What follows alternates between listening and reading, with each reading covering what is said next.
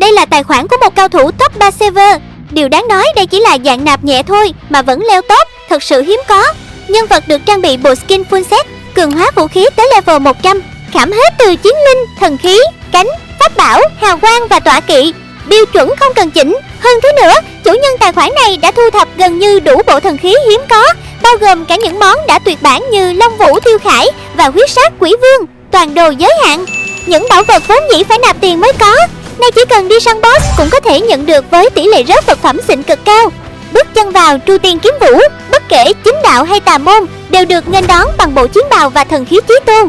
Một khởi đầu đầy ưu thế, vượt trội hơn hẳn so với những người chơi game nhập vai MMO khác. Ổng này nạp nhẹ nhàng thế mà vẫn top server, chứng tỏ anh em nông dân vẫn có đường làm giàu. Ai muốn thử cảm giác leo top làm cao thủ thì vào ngay game này mà chiến đi. Tru Tiên Kiếm Vũ, nạp cốc trà đá, bá đạo server, tải ngay trên Google Play và App Store.